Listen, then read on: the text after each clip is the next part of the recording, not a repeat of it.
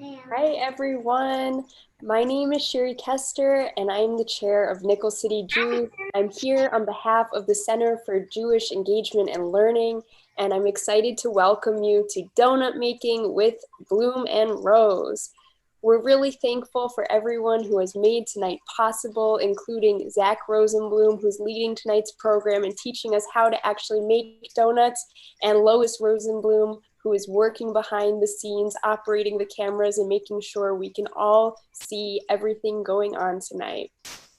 We also would like to thank Sarah Bergman and the Rosenfeld family for cooking alongside with Zach and showing us how it's done. If you or your family has received one of our box of lights, we hope that you've been enjoying the Hanukkah nightly activities. And without further ado, I will turn it over to Zach. Happy Hanukkah. Thank you. Hello, everyone. I am Zach Rosenblum, and this is my lovely wife, Lois.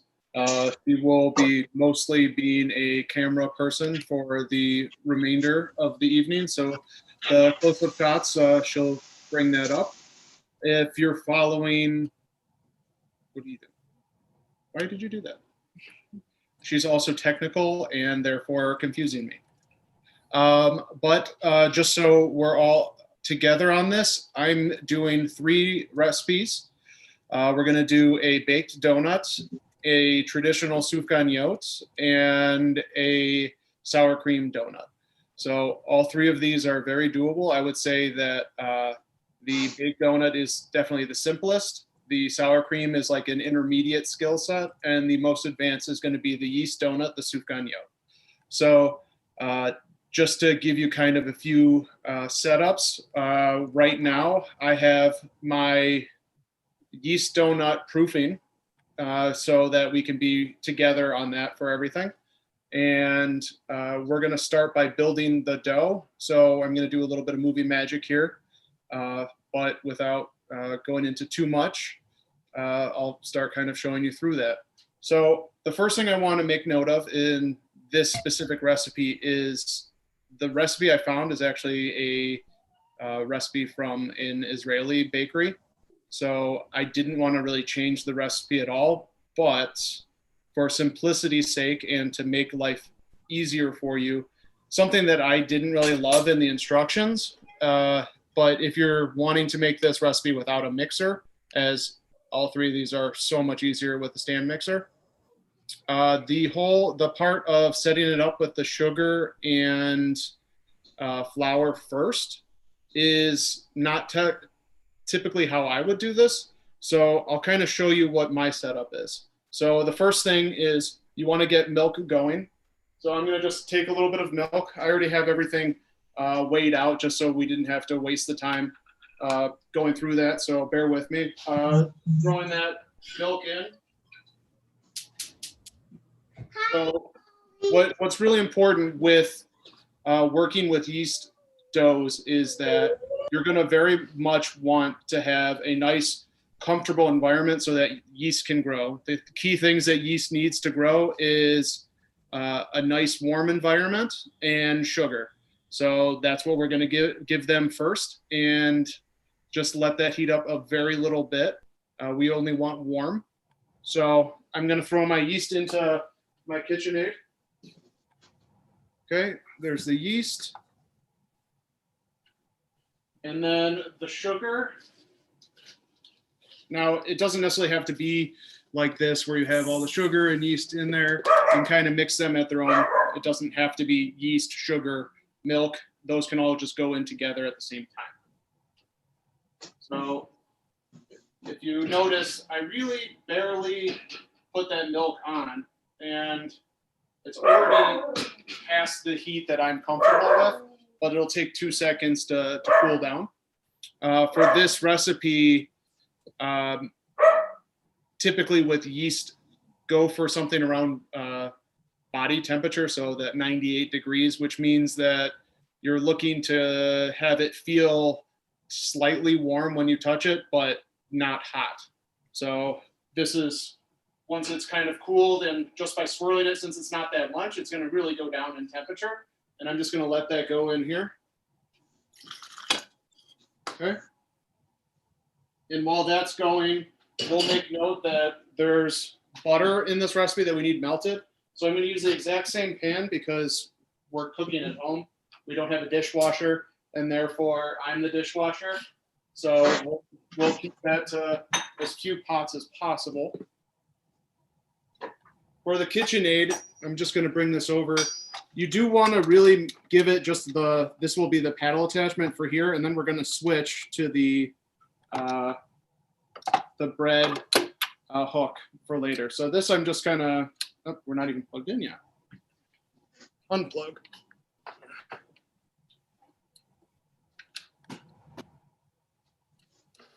So for this, we're just going to kind of get that yeast started, give it the opportunity to eat some sugar, have it relax in its nice warm bath, and then we can start working towards the next steps.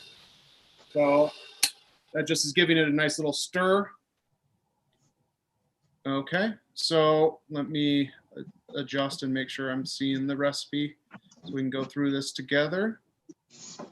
Okay, so the next thing I want to show you is if you notice there is alcohol in this recipe. By no means is this something that you have to do. I will say that for us, I actually used blackberry whiskey and I put the orange zest in there. So if you're looking to take care of your zester, I just use a microplane. These are awesome, definitely worth a purchase. They're not really expensive. And I was able to just knock out one zested orange, and I threw that in my whiskey so that it could get a little bit of that extra flavor sit, and then that orange flavor will go through that dough. So now that that's kind of set up, we'll kind of get started on adding everything to the mix. So we'll take a look at the butter real quick. I'm already pretty much melted, which is great. So we'll just let that relax. And then onto the flour. So for this recipe, the one important thing after we've gotten that sheet going with the yeast ahead of the recipe is we're going to be looking at gluten development. This is the only recipe that's going to be this involved. So I just want to make a couple important points. With regards to gluten development, what ends up happening with flour is when you mix it, you start getting structures that kind of stick and push across. So you want to work the dough so it ends up getting that chewy, light, and fluffy texture. What the gluten does in the donut, for example, is it is going to give us spring and then structure so that you get a light, fluffy dough. So when it hits the oil, the heat expands and you get a really nice fluffy soup gagnon. So I'm going to start going in with that. And we're going to start mixing our flour in there.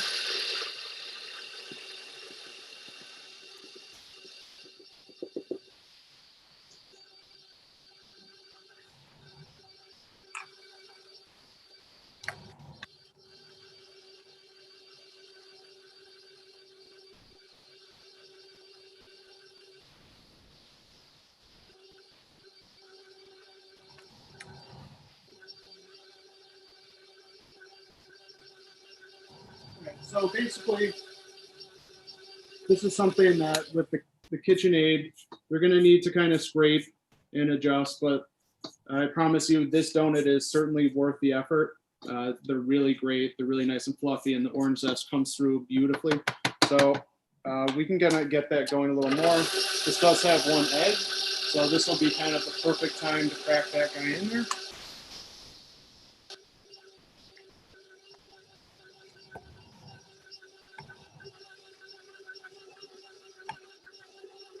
And now, the beautiful thing about this recipe that I was really happy to find out, and I think is even more the reason I wanted to keep this recipe exactly the same, is that it is definitely able to be done carb. So if you're keeping kosher, this is the recipe for you.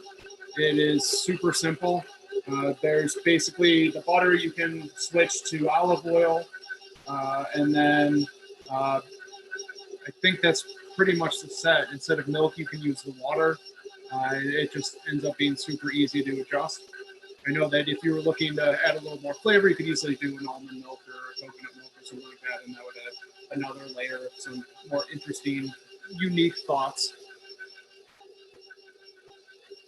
Okay, so now that this has started to mix, if you want to take a look here, Lois, I'm starting to get it to come together a little bit, but I do have a lot of liquid coming through with the brandy, so we're going to add that.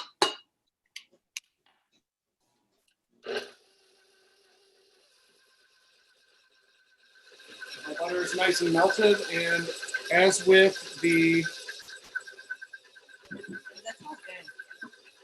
well, it's whiskey and orange zest, so obviously it'll be a tasty little delight. The alcohol, if I didn't make note of this, alcohol has a lower boiling temperature than water. So what that is going to do is help it spring and get a little more light to the texture. It is also adding the flavor, as I had said earlier. So if you're looking for something that can exchange with that, I would just juice the orange and get about the 2 tablespoons you need through your orange juice, and then double up on the orange flavor. You could go any other number of options. You could even omit it and just add a little bit more water, and that would be fine as well. So the last thing you need to do is stream the butter in nice and gently. As with the milk, you don't want this too hot, you just want it melted. So we're going to just kind of, you can get a better angle. We're looking to get this dough to be nice and together.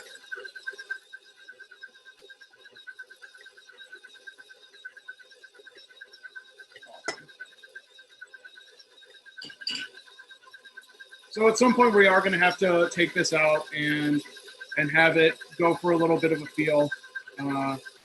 This would be where, if once you get to this point, you can bring it into a dough ball as it's going to come together once everything's together.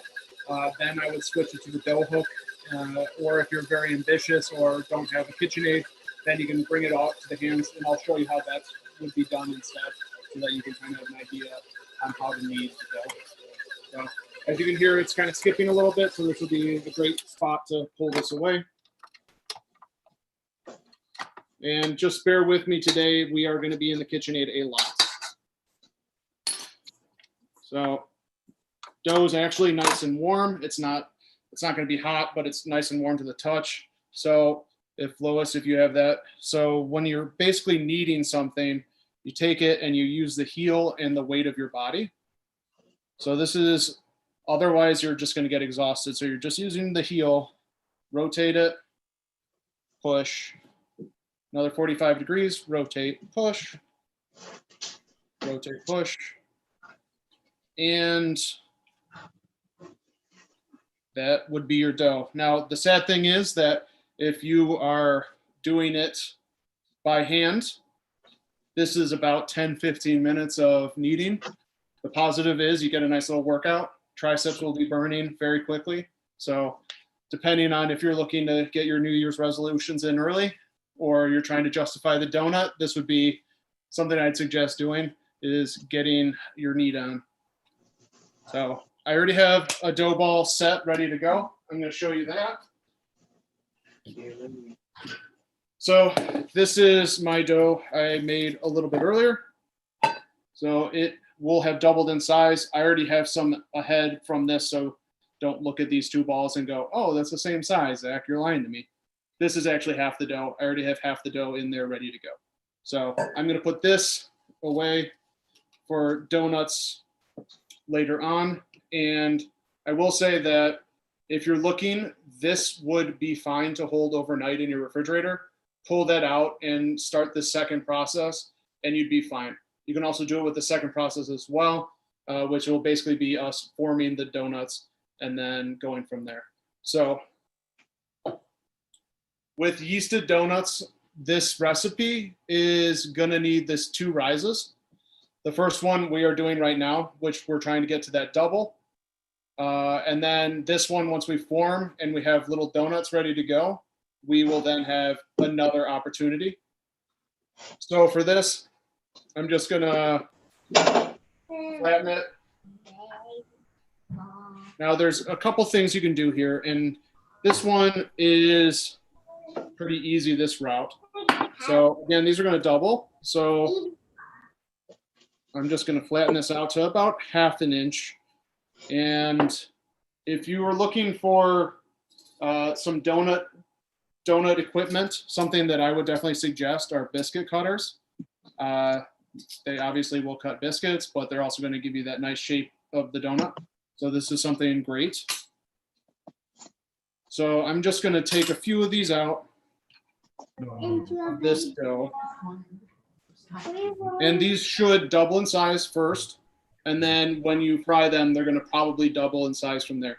So these may look relatively small, but something like that is about maybe 1.5 ounces.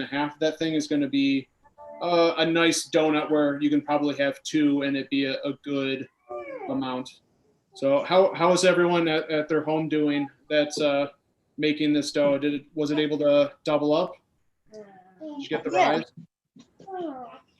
Ours rose. I don't know if it doubled, but it definitely rose. Okay, good. Yeah. So I would say that obviously today we're in a time crunch a little bit.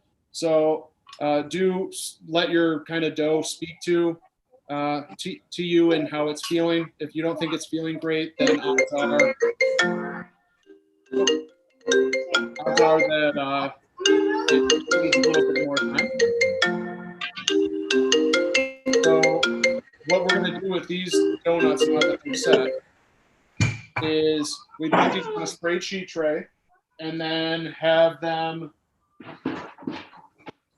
rest plastic wrapped and covered so that they are going into their second rise.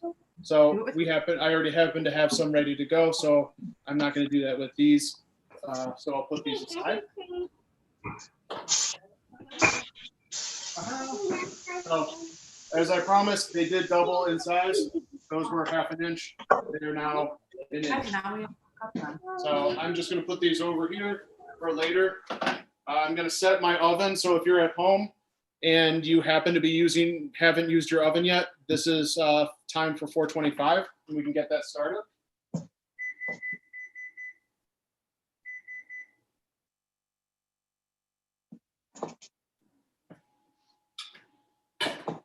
Now, I personally have on my oven a proofing option, which holds it at about 80 degrees. If that's something that your oven does, that's awesome. If not, I think most ovens don't have that. Just turn your oven on low and like 200, 300, and then turn it off. And when it feels nice and warm, but not too hot, you can use that either on top so that it's getting heat that way, or once it's cooled down enough that it's in that 80 to 90, that body heat temperature, you can throw it into the oven with the oven off. Now, obviously, that means you probably have to bounce back and forth a little bit, but it's definitely worth it if you're looking to speed up your yeast growing. All right, so on to the next donut. That one is going to be, if you just started it, is going to be 2 hours approximately, 1 hour for that first rise, another hour once you've made your donut shapes, and then we'll go into frying for that. So now we're going to do the next more difficult donut, which is the sourdough, or sorry, not sourdough, sour cream. I'm already got yeast in my brain right now. So the sour cream donut, I personally love these. I think they're awesome. So that's what we're going to kind of start with. I know. It'd be nice. No, it's okay. So since we happen to have already used the mixer, if you're crazy and you want to do 3 different types of donuts, I don't think it's worth cleaning the bowl every single time. So if you're a home cook, bear with me. I appreciate not judging me for not cleaning every single thing. So To go from donut to donut. yeah, from donut to donut. At the end, they will all be in our bellies anyways. And all be donuts. And they will all be donuts. So in this regard, so for this recipe, the key is, and this is going to be something that's very valuable long term to those looking to bake cookies and are having some issues. So to start, this is the shortening and sugar. I just happen to be limited on quarts and pints, so it doesn't really matter. They're going in the first step anyways. So I'm going to do that first. And the key here is we're trying to cream the two together. So that may be a familiar term when talking about cookies, chocolate chip cookies. Basically, any type of cookie is going to have them ask you to cream the butter, or in this instance, shortening. So the important part here is if you're finding your cookies are not coming out exactly right, and you have not done this before, I strongly suggest doing it. What you end up doing is whipping some air into your eggs, which we will be adding here shortly. And then you also are going to get a lighter cookie because it's spread out a little more, and it actually interacts with the heat a little different. So you end up getting fluffier, crispier, and just all around a better cookie, or for this situation, a better donut. So what you're trying to do here is get your shortening to like almost a wet sand consistency. Fortunately, it's going to take a little bit of scraping to get that going, but should be fine.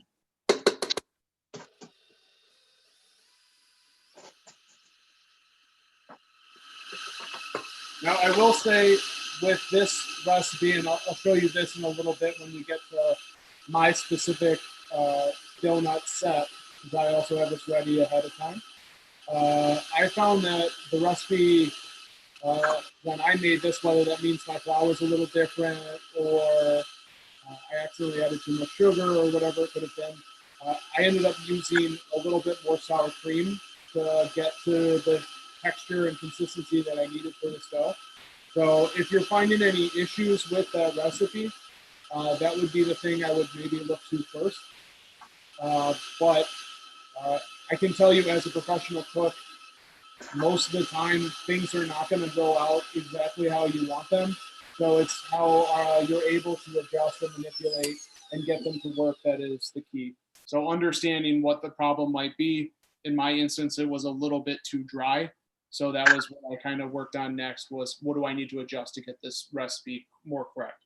So I have this kind of already started. This is ready to go. It's nice and chunky and very wet, which is fine. I'm gonna throw my yolks in there one at a time and hopefully not get any of the sour cream in, because I do want to cream those yolks. And you'll notice when you're doing this that the color of the you'll notice that when you do this correctly, the color of the yolks will actually get lighter, and hopefully you don't kill your wife with your spatula. He's still alive. Perfect. So the first one didn't do much. We got that going. Second one still. So this is the unfortunate thing with these guys, is they are going to not always be perfect in getting that. So you do have to stir it a little bit here and there, which is fine.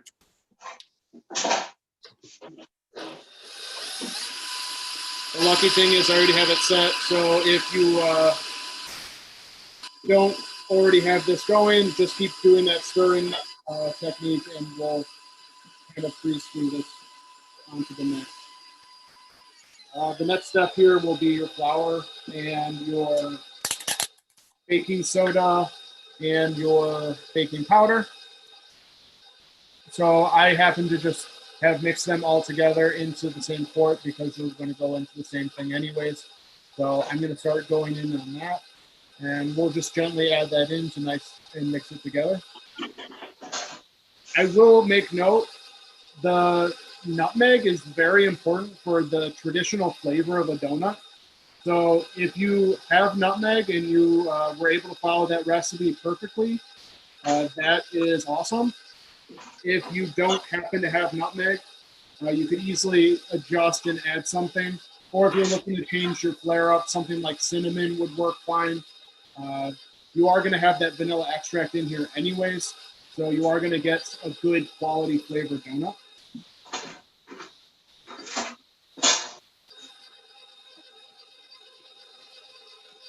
All right, I'm going to give this a second to stir it up.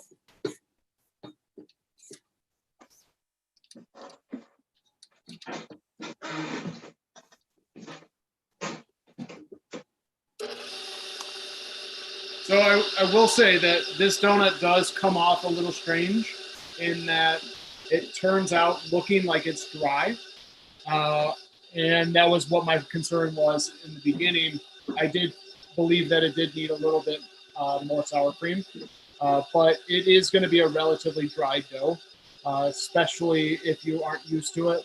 It does kind of feel like a cookie texture, but it's a little softer. So that's actually like, if you think about like what a sour cream donut is, if you've had them, they're this really craggy, fluffy, funky, dense amalgamation of donut. So you do want it to be very delicate. So we're not looking to overmix this. We're just looking to get it kind of barely put together and onto resting. So I'm just going to give it one last stir, and then I'm going to start adding the sour cream in here.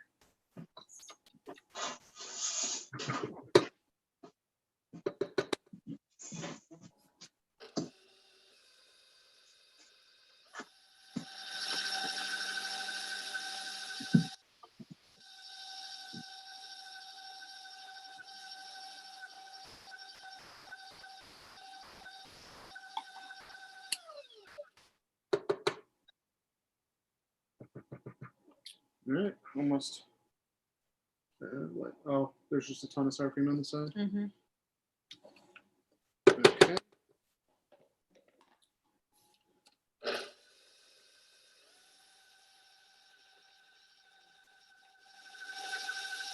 And see how it's just barely coming together? I'm going to give it like basically one more scrape and then pull it out. So we're almost to that perfect donut set. And So what kind of consistency is a perfect donut set? well, that's the hard thing is with all these recipes, each donut is going to feel different. So this one is that wet cookie texture, where the soup gagnon is going to feel more like a challah if you've made challah before. So, and then the last donut is a batter. So essentially that's not necessary to feel, I suppose.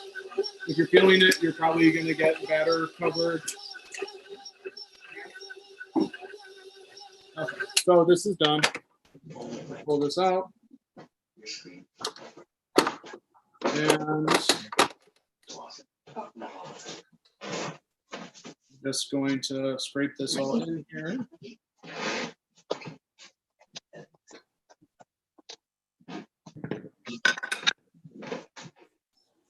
And it's feeling good. Did you have any of the troubles with this recipe at home? I noticed it seemed dry, but I just assumed that was what it was supposed to be. Yeah, it's a little bit dry.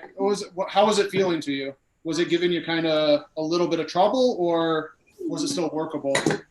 I had to add a little bit more sour cream, so it was normal dough consistency. Okay. The same thing here when comparing this to the yeast. It needed a little more liquid to work. Yeah, with. I don't know if that's just the recipe I was finding. The trouble is, like, all of these recipes are some very similar iteration. So that's kind of one of those things that, like, you know what like you're getting your rise here from the baking powder, and so the dough doesn't have to be as perfect as something like the other one. So as long as it's coming together and it's pretty tacky, I believe you should be good to go with this. Yeah, it's a little frustrating that this one was giving me the most trouble of of them, even though it's relatively simple. So basically for this one, we are now done with this, and now we put it in the cooler to rest and cool. So this is something, the recipe does say at least an hour up to 24 hours. Honestly, this is probably something that you could do easily a few days ahead, and it's not going to give you any issues.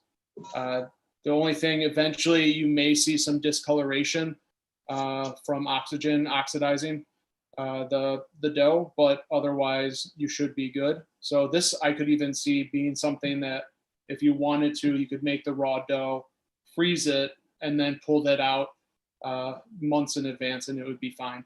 So that I'm going to put in the cooler, which I already have some dough for.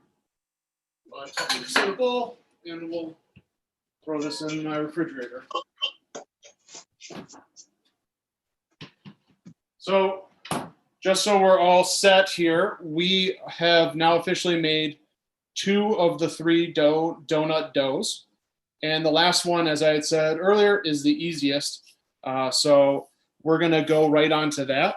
And then we'll put everything together. We'll fry some donuts. We'll talk glazes. And then hopefully we get to eat some donuts. Hopefully. Well, I didn't say they came out yet. What if they fail? They could easily explode in the oil. Who knows? No, they won't explode. They definitely won't explode. Okay, so the last recipe that we're going through is basically as simple as they go. We're basically setting it up as a batter, so you can be a little more lax on the order that things are going in. You're pretty much making like a cake mix, so it's easy peasy. It's a donut-shaped cupcake. It's a beautiful donut-shaped cupcake, yes.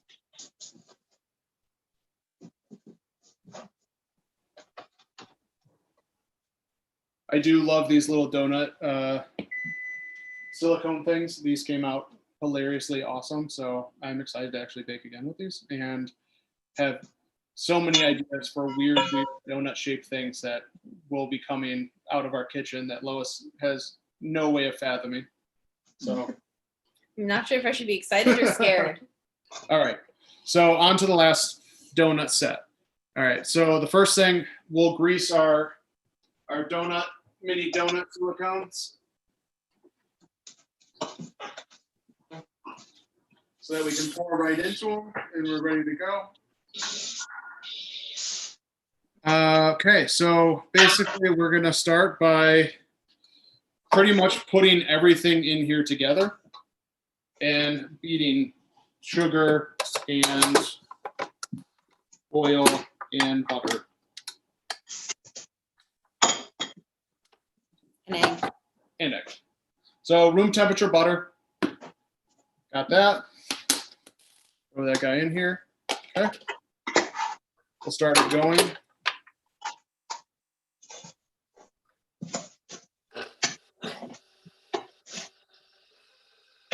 Okay. Throw our oil in here. Neutral oil would be the best. If you don't have neutral oil, olive oil, it just may give it a little bit of unique flavor, having that little nutty olive oil bite to it. Lois, did you unplug me? no, you're still plugged in. Did you short it? It's only this and the oil that's plugged in here. Oh. Technical difficulties again? Yeah. Uh-oh. All right, we'll go to another one. We're just going to adjust here for a minute.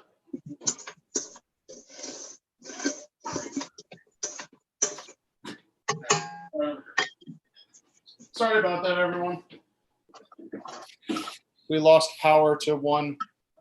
But we're back.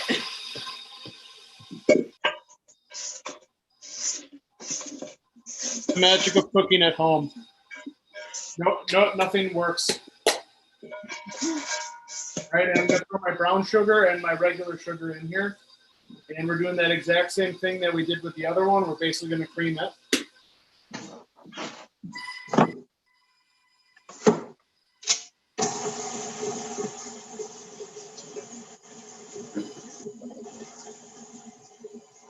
Okay.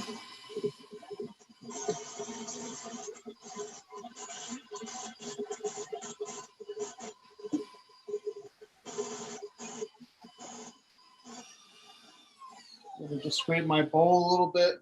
Exactly the same thing. As you can see, it is starting to get a little lighter.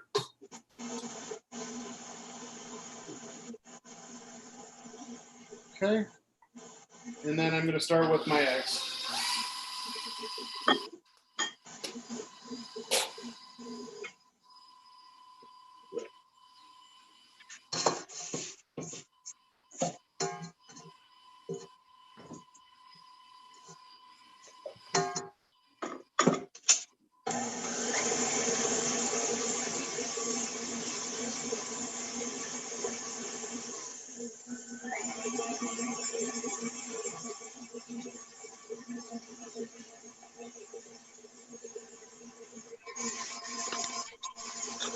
And so we're almost to that smooth point. I'm going to give it one more clean of the edges, make sure I have everything kind of taken care of so it's a nice singular homogeneous mixture. Okay.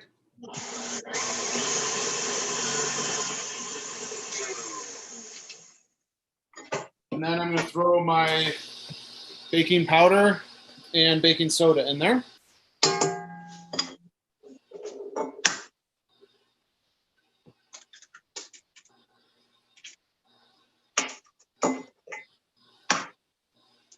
And I do, just so I'm not confusing everyone, I did just add my vanilla extract into my milk. So if you're wondering, this would be the fine spot to put your vanilla. It doesn't really matter. Since we're making that batter, the only thing that really matters is that the fats are nice and mixed like we've done. The eggs have been, and sugar have been creamed. And then you can kind of just gently throw everything in there so it kind of comes together. So I'm going to just mix flour and milk, flipping back and forth so I can kind of control and make sure that my batter is nice and consistent. And this is basically just to prevent lumps and have that dough come out nice and even, or batter, excuse me. And of course, this is going to be something that we'll need to scrape again.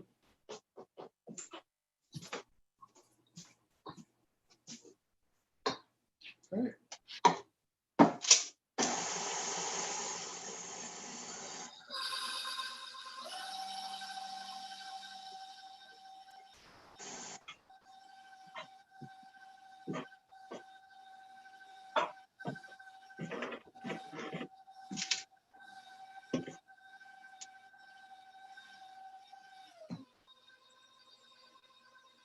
More milk in there. Flour one more time.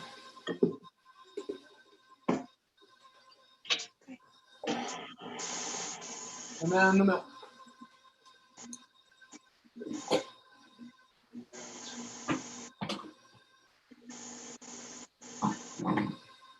And that is pretty much it for the batter recipe. It's a very simple dish.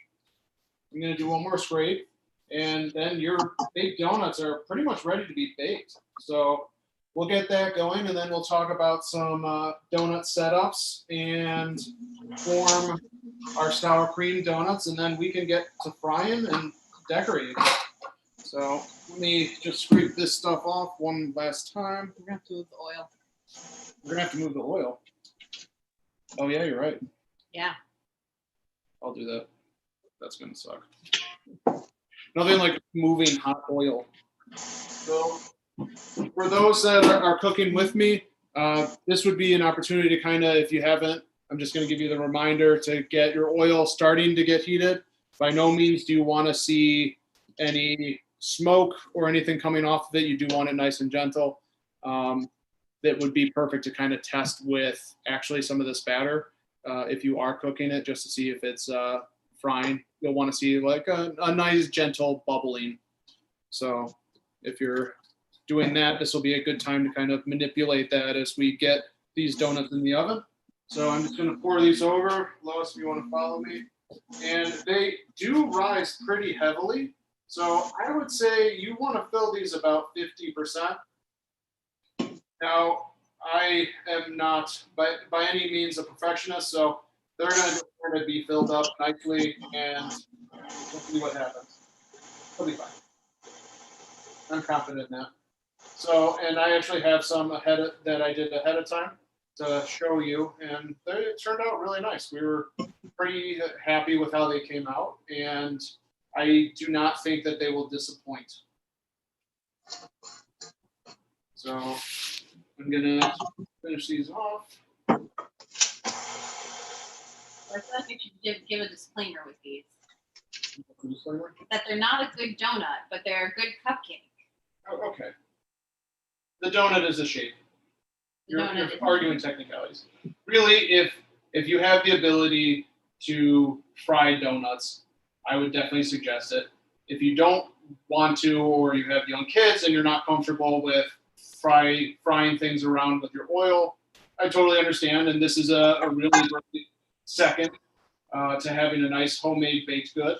And I would also say that the other great part of this is really for like a family thing. The only things that really matter with donuts, I think, is separating and eating. So if you're able to do both of those things, then you've succeeded. I'm going to get these in. It's going to be about 10 minutes. Oh, whatever the power did actually turned my oven off. So. Okay, it must have been the oven and that. It's probably a breaker downstairs. Yeah, that's fine. I happen to have these ones done, so that shouldn't have any effect on it. My apologies for the technical issues that we are having. So on to that. I'm going to move this over so we can get the oil going. And then I'll kind of show you what I have for my donut setup.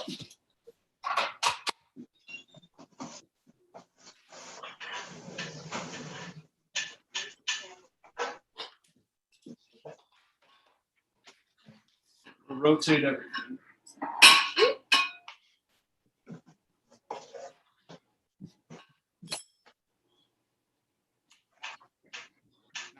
Off the breaker. Hopefully not. Can you move this so I can actually go over here?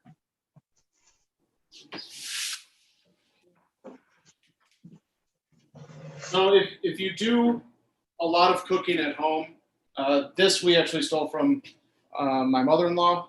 If you do a lot of cooking at home, something that I strongly suggest, and I'll show you, is a temperature probe. I use one at work every single day, temping steaks, chicken, you name it, I've used the probe for. So that's something that I would strongly suggest. You can basically get it at Bed Bath & Beyond, all sorts of places. So this one happens to be the one I have here. It's one of the cheaper ones. I think it's $10. If you want to spend a little more, you can get them for like $30, and they're really, really great. So let's talk about glazes. So I put 2 recipes on there, and I think it's important to note that there is a difference. The 2 are very similar, but basically what I did is the one is with butter, the other one is not. Now, neither of those obviously are non-dairy, but that is an easy and simple adjust. Oh, yeah. So this one I already made ahead of time. This one is with the butter. I'm going to microwave this one for about 10 seconds and show you what that looks like. And then I'm going to make the other one, which is super, super simple. So this is the one that we're going to use on our sour cream donut. And then the other one is what we're going to use for our basic glaze recipe. So super, super simple. So for this, it's essentially vanilla extract, powdered sugar, and milk. So I personally don't even feel the need to measure this out because I have never successfully had it go to the right texture anyways. So if you're doing things by amounts and that's what you have always done, awesome. I will warn you that it is so much easier to just kind of wing it with the things that you know are wingable, like glaze. So that's about a quarter cup. So something like that. I should, again, really just not worth the measurement. I'm gonna throw just a tiny bit of vanilla extract in there. I'm saying 1 teaspoon, but it's really just a tiny bit, or a capful is how I grew up with. So I'm just gonna get that started. Throw some powdered sugar all over the place. And grab some milk. So I'm gonna move you over a little bit. This would also be a really great spot to add some different flavors to. So if you're looking for like a maple glaze, because a sour cream maple glazed donut is amazing. Or if you're looking for a classic chocolate donut because chocolate is delicious, you can essentially do this exact same recipe and just add a little bit of cocoa. And like, so the unflavored baking cocoa would be the correct thing. I know I've seen a few different recipes that are actually use like melted baking chocolate in there. That would be fine too. It's going to give you a little thicker consistency, but this is just so easy.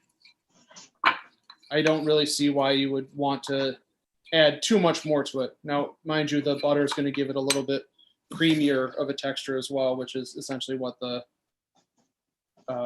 baking chocolate would do as well.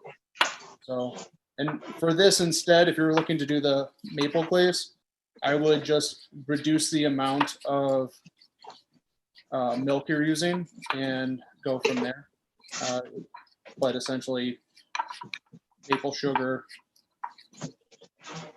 and powdered sugar together till it comes to a thickness, and then add your milk to finish it, and it should work out quite well. So now pretty much the magic has been completed.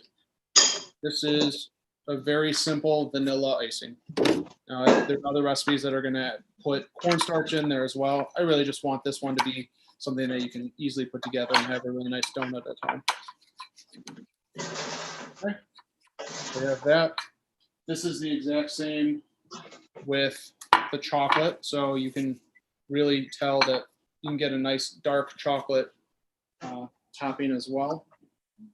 And then I will microwave this up just to warm it up a little bit so I can see that. Or actually, no, I'll microwave it. And then we can get to frying some donuts.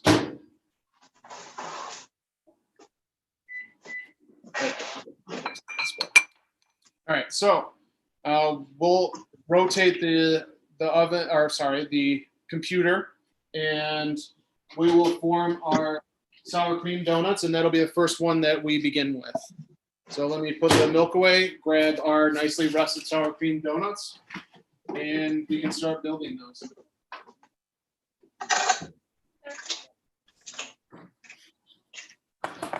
All right, so here's my dough here. It's very tacky. So I'm going to need flour. Lois, do you mind grabbing flour? I know. I'm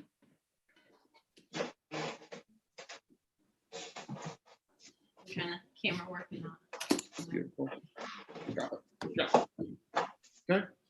So for these donuts, you do want to start with a lot of flour because it's so tacky. Or if you're concerned about the dough not coming together well, you want it to be as delicate as possible. So basically, the less you handle it, you're going to be in better shape. So we're going to roll this out to about a ½ inch approximately.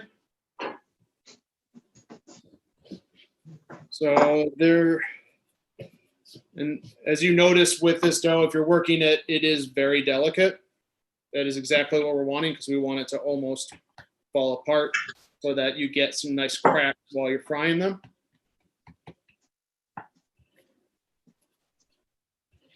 All right, and that's it. So we're gonna take our biscuit cutters and make that donut shape. So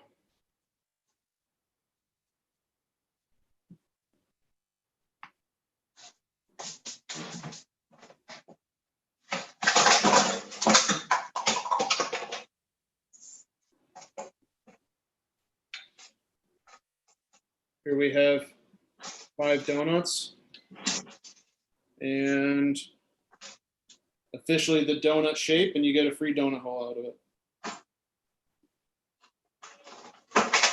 I wouldn't get one. Buy one, get one free donut hole, or 5. Now, I would suggest, as the recipe is as well, you do want to kind of get a little bit of that excess flour off of there if you can. It's just going to help not get so gross in the fryer. And then we will start frying some stuff. So you want to rotate over here, Lois. Important things to note. I have a raised rack. If you don't have one of those, something I would definitely suggest. These are really great for baking. They definitely are useful in cooling things, getting things off the bottom so they don't scorch.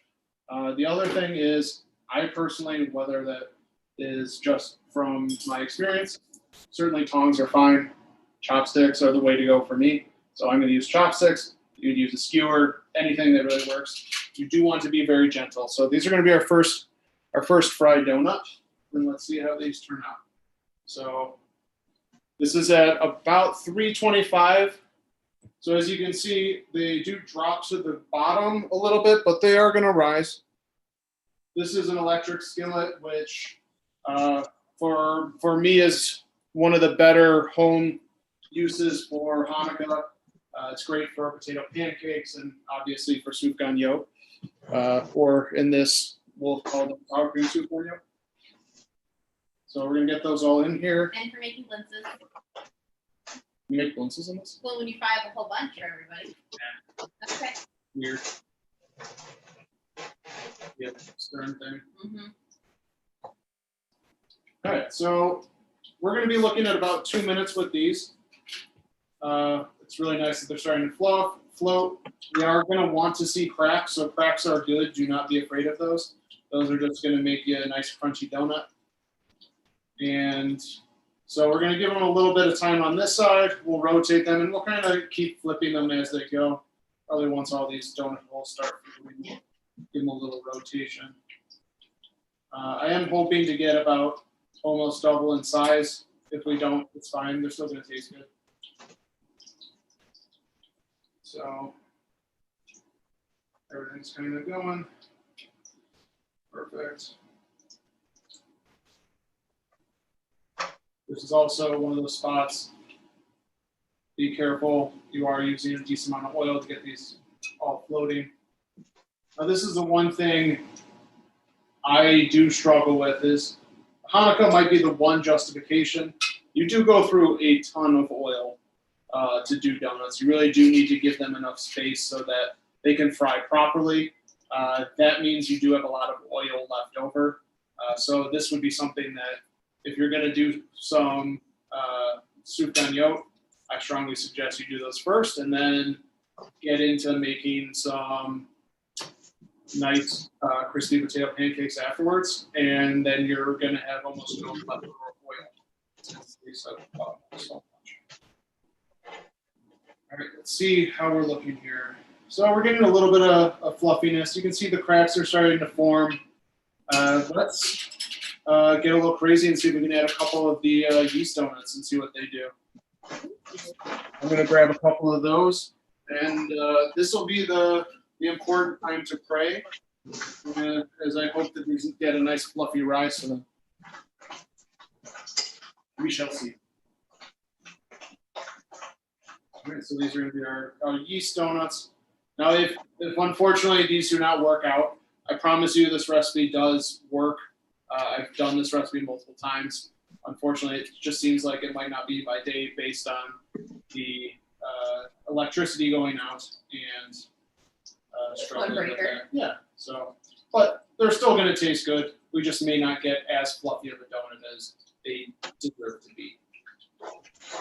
Our yeast donuts came out perfect. They're so fluffy. They're very tasty. We're already eating them. They're Awesome. so Awesome. I'm so glad that we had some success. Can you show them? I really would like to see how they turned out. Here, let's see if I can. I think Mike has to. Mike, are you able to eat that one? Nice. Okay. So that would be something. I personally think they're really great with just a little bit of powdered sugar, which we'll go to once they get there. But I think they're delicious. Those ones, that recipe, I'm really happy with. It's just so. We see how everything else is going. Gosh, these are the weirdest. I don't know what happened to them, but Maybe we should have made them into balls. yes. So that would be the other thing. You could definitely make them into balls. There's the option of cutting them. It's probably a little too small for what a souffle yolk donut would be. So a little disappointing there, but that's cooking. Sometimes things don't always work out. As long as it tastes good, who cares? Yeah. Hey, Zach, we actually have a question in the chat. Jeff Rosenblum is wondering, will it drop the temperature of the oil if you put too many in at a time?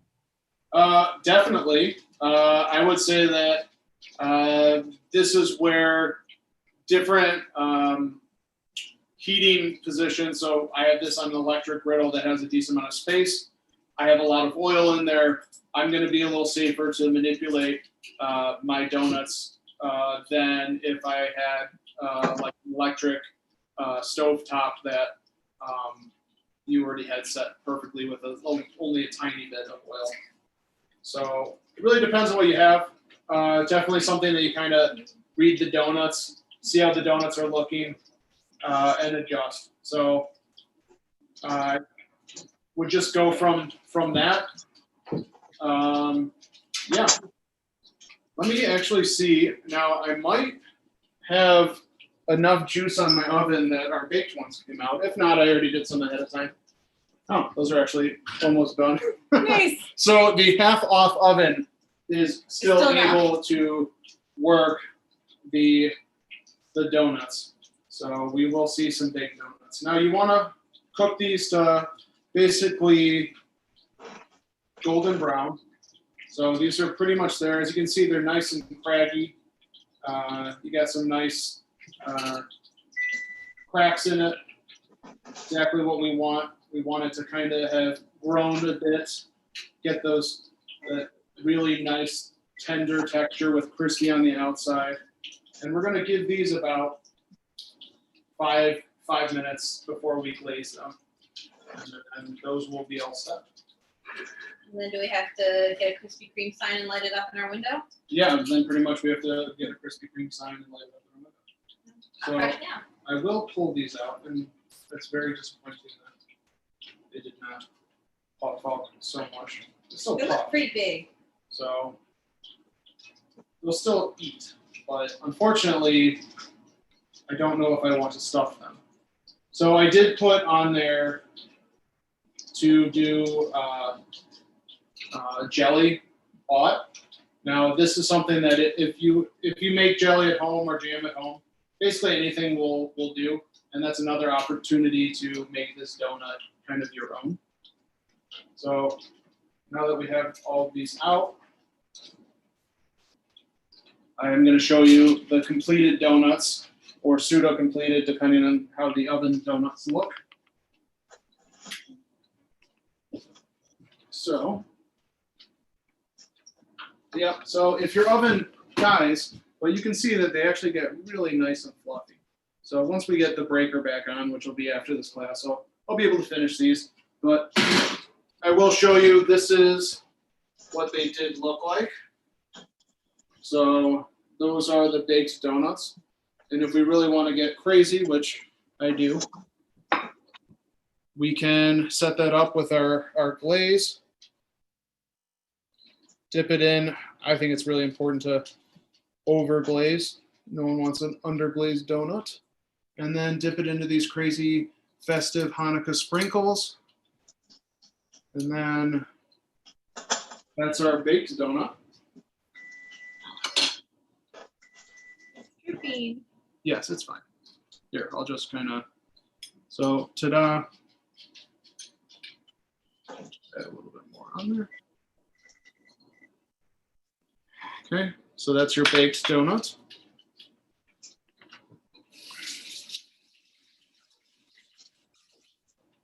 As cool as these sprinkles look, I don't recommend them. These huge ones are too big to eat. We're gonna now, yeah, other than the big metal ones, which are the coolest part of it, they are a little challenging to eat. We're gonna go back over here to glaze our final, our sour cream donuts. Just gonna do a nice little wipe. It's been about 5 minutes. It's okay if they're heated. We can always go another round on the glaze for sure. So I'm just gonna give these a little love.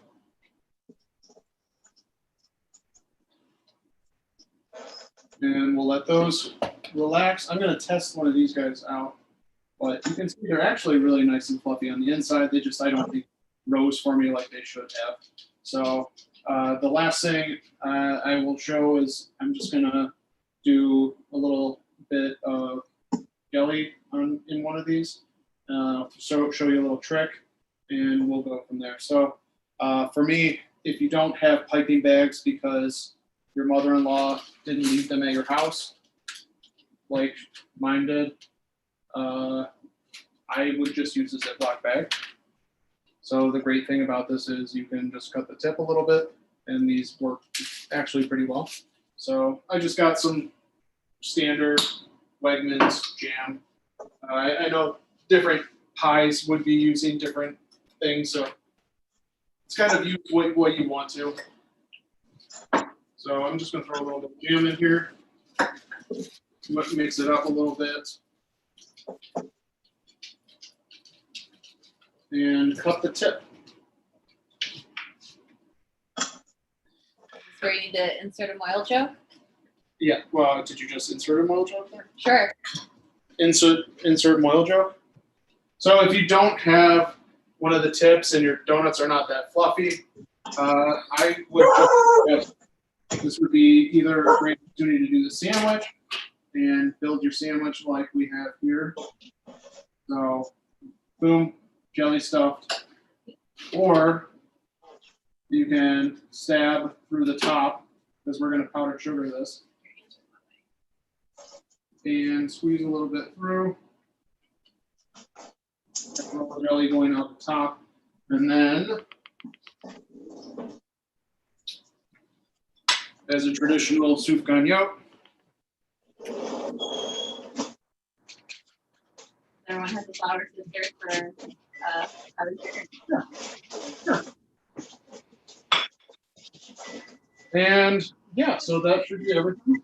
Here is the sour cream donut, which Lois. What? Is it? Yeah. No. Sorry, I have kitchen hands. I can't really tell.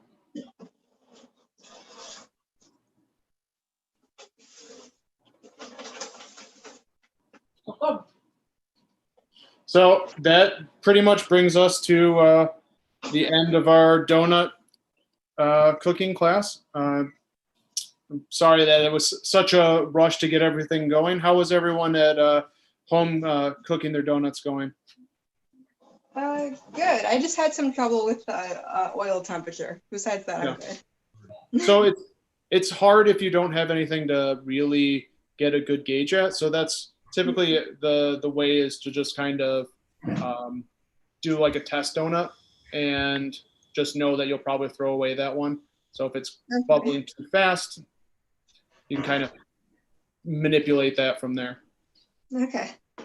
Our donuts came out pretty good. I think a key word that you said was, keyword's golden brown, because when they're too dark, they're burnt, and then when it's not brown, then it's doughy inside. So the golden brown color is the perfect thing to look for. And we have one that came out in the shape of a menorah. Oh, nice. Hold on, we have a dreidel one too somewhere. Yeah, Oh, you gotta put on the letters this one is, I don't know if you can tell, but it was a dreidel cutout. at some point. It started as that anyway. So they're good. Great. Yeah, so this is, we're kind of at the end. So if there's any questions from those at home that are watching, this would be a perfect time. Let me know if there's anything that was concerning, gave you trouble, anything at all. Mike, do we have any questions or comments? Yeah, no, I'm not seeing any questions or comments in the chat, except people are really loving the sprinkles, and someone said that their donuts that they made taste just like Paula's donuts, and that everyone just super appreciative for us showing them how to make donuts. So thank you, Zach. Thank you, Rosenfeld family, and thank you, Sarah, for cooking along with us tonight. Thank you very much. Always a pleasure. And to everyone watching at home and on the screen, have a great rest of your Hanukkah. Bye, good night. Bye-bye. Have a good Hanukkah.